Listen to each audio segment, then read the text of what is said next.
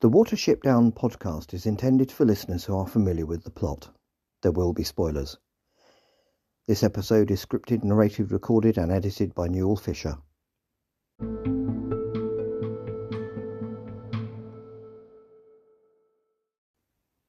Hello, and welcome to the Watership Down podcast episode 173, in which we will be looking at the second 10 minutes of the first episode of the 2018 Netflix version of Watership Down. First though, a bit of borough keeping. Last week I mentioned the German DVD of the Netflix series, but forgot to admit my informant, Graham Orr, to the podcast Owsler. So Graham, welcome to the Owsler for services to foraging audio-visual flavour. This week I spotted a lone wild rabbit at Silflay at our local garden centre and managed to film it quite close up. Could this have been a Hlessie, I'm wondering? You can see the film on the Facebook page and on Facebook and Instagram Reels. Check it out. This episode is being recorded on the 4th of July, Independence Day in the United States, and may I wish all American listeners a very happy Independence Day.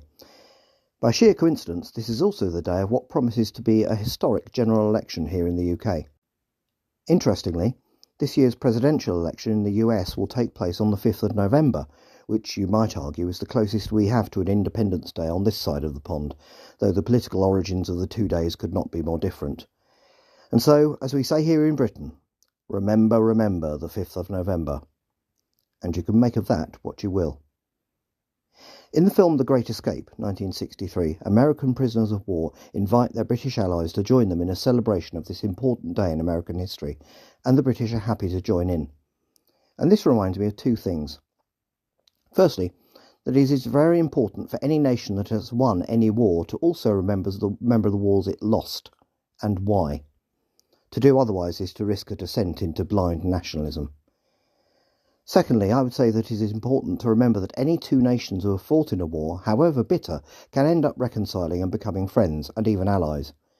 This should surely give us all cause for hope in a world that can feel very dangerous at times. And, of course, Watership Down provides an excellent literary example of this in the friendship between Watership Down and Ephrafa at the end of the novel and throughout Tales from Watership Down. And so, as they say in The Great Escape, up the rebels, down the British. Anyway, let's get back to the Netflix miniseries, where some rebel rabbits are about to make their own great escape. See what I did there?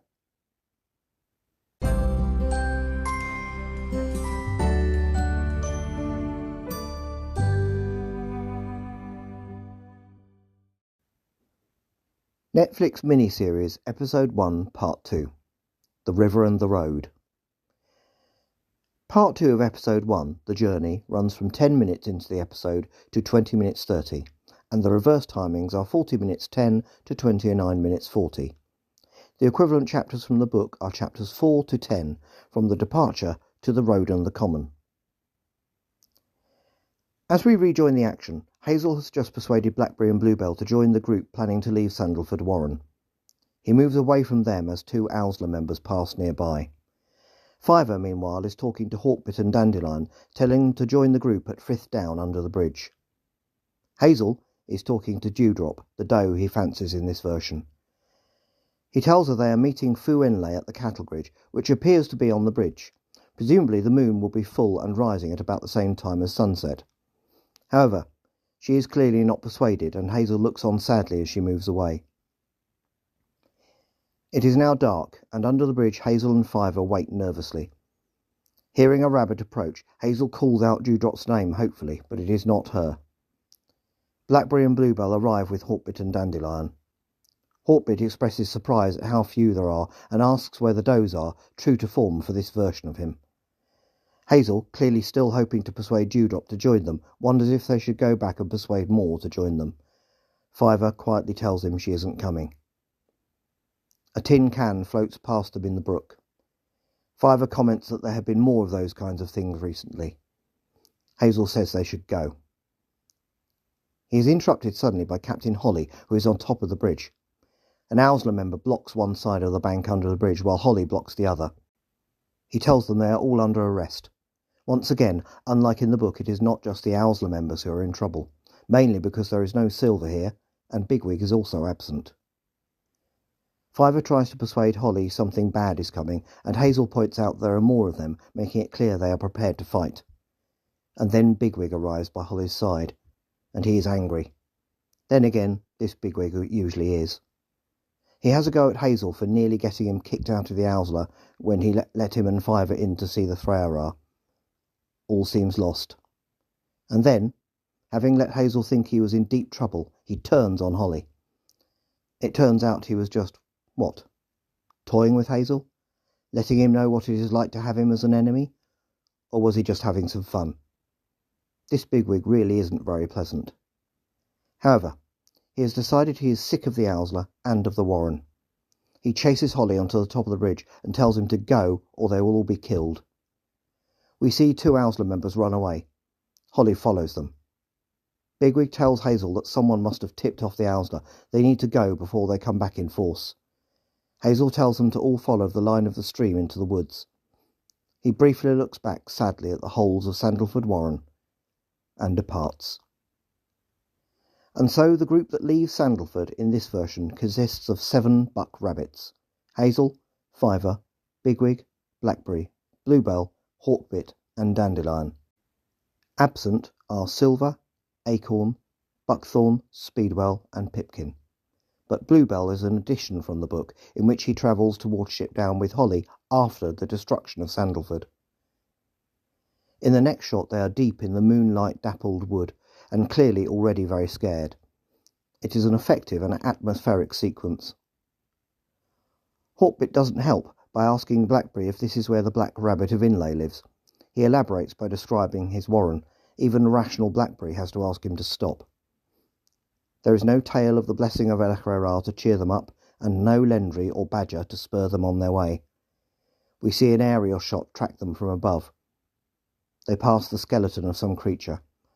One of them cries out as he puts up a bird. We see them now from above through a spider's web. Later they have stopped to rest. Dandelion asks Hazel where they are going. Hazel says first they just need to get clear of the warren and then they will find somewhere to stay. Dandelion is unimpressed and asks who is the leader here. So far, this sequence in the woods has been quite effective as a portrayal of the rabbit's nervousness of this environment. But all that is about to change. There will be no dog loose in the wood in this version. In what, for me, was my first head-in-hands moment of this version of Watership Down, the Owsla have pursued them into the woods.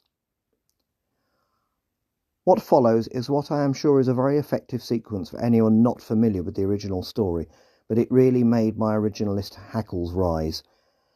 Captain Holly, who clearly isn't the sharpest tool in the box, shouts out that they are up ahead, and having had advance warning, they run for it. After a panicked run through the trees, pursued by 7 Owsla members, they end up at the bank of the Enbourne, just as the sun is beginning to rise. Bigwig, true to form, has a go at Hazel for this surprise. One rabbit suggests going deeper into the trees, but Fiver says they must cross the river. Dandelion points out that Fiver and Bluebell are worn out and would not be able to cross. Hazel says if Fiver says they cross, then they cross. And then the Owsla arrive. There's a desperate chase along the riverbank, during which Hazel asks Blackberry if he has any ideas, as you do when you're running very possibly for your life.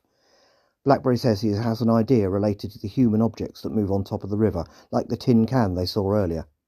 And then he sees an upturned metal dustbin lid floating by the riverbank below. They all follow Blackberry, and all but 2 of the group clamber onto the lid, while Bigwig and I think Dandelion push it out into the river. But that is not the end of the pursuit. As the dustbin lid floats down the river, the Ephrafa-like pursuit continues along the riverbank. 2 Owsla climb out onto a branch over the river and try to attack the escapees as they pass, but rabbits aren't the best tree climbers and they end up in the river. As the pursuit continues, one Owsla member calls out Toadflax's name.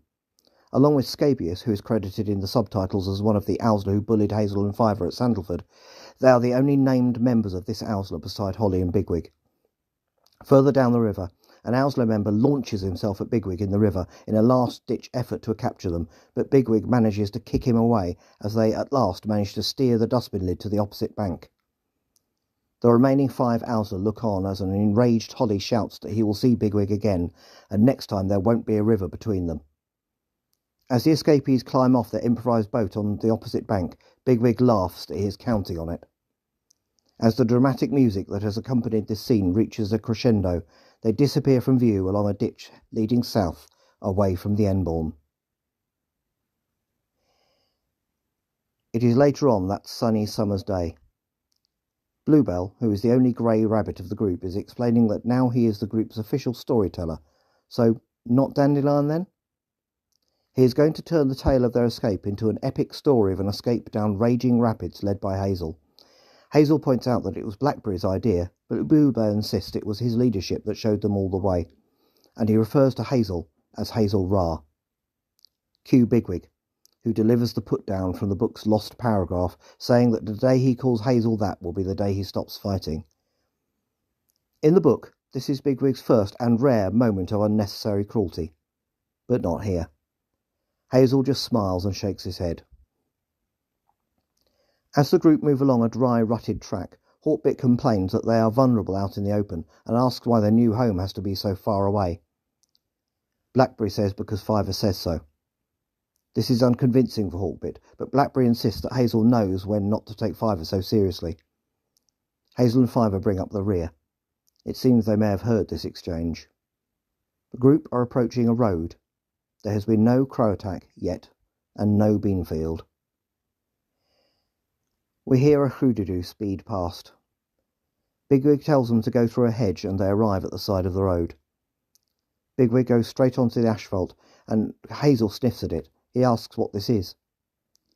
Rather than just explain, Bigwig takes another opportunity to put Hazel down for his lack of knowledge. His attitude is getting on Hazel's nerves, and he bites back, his tone irritable. As Bigwig explains the relationship between Rhodes and Hoodoo, one speeds past right over him, driving on the left, by the way, so technically this does seem to be Britain. Bigwig flattens himself to the ground. It seems this was deliberate to prove that Hoodoo are not necessarily dangerous. You certainly can't fault this Bigwig's bravery. But Fiver points out a dead Yona, or hedgehog, nearby. Bigwig says at night Hoodoo have lights that make you go tharn, and that is when Yona hunt. Patronisingly, he tells Hazel to ask him if he wants to know anything else. It is now night time, and it is raining. There is distant thunder and lightning. Bluebell is struggling, but Hazel tells him they must keep moving to avoid a Lil. This is the hard going of chapter 11 of the book, though there has been no attempted mutiny here. They move under a barbed wire fence. We see spots of blood on two of the barbs, which seem to have caught one of them. These are the kind of details this version does rather well. The group moves slightly uphill towards a copse of trees. Perhaps this is being considered as a place to stop, maybe for good. As they cross a ditch, Fiver looks to his left. The lightning highlights another small copse of trees on a distant down that is just visible along the line of the ditch. Fiver stares at it and says that is where they are going. That is their home. For me, this is a rather poignant moment in this version of Watership Down, even though it is a departure from the original story. There is something about Fiver's face in a version in which the rabbits' faces can seem quite static that is very effective. Hazel reacts by saying they will head for the down. The rest of the group hesitate. Two of them look at Bigwig, but then they all follow Hazel and Fiver. Bigwig hesitates. He looks down and shakes his head, sighing. Then follows as well.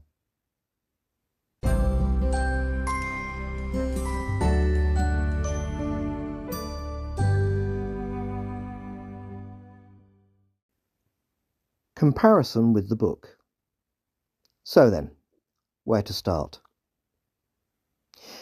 The much reduced party who leave Sandalford Warren is perhaps forgivable in storytelling terms, and is certainly no worse than a 1999 TV series.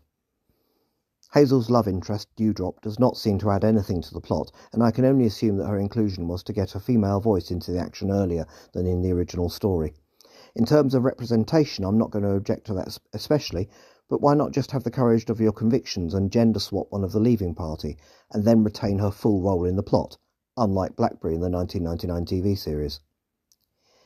Bigwig's behaviour with Hazel and Holly is a total departure from his character in the book and is very irritating.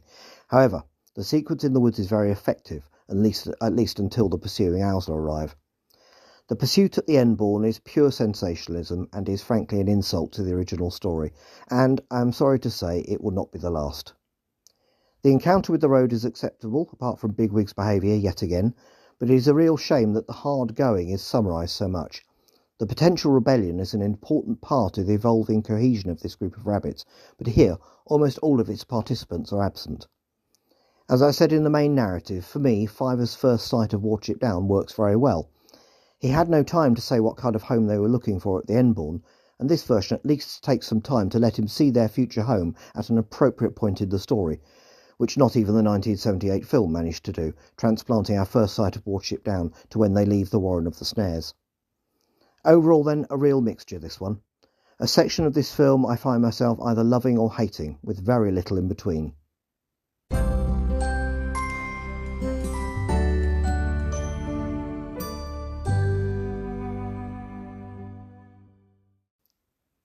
Next time, the rabbits have a dangerous encounter. Or is that two?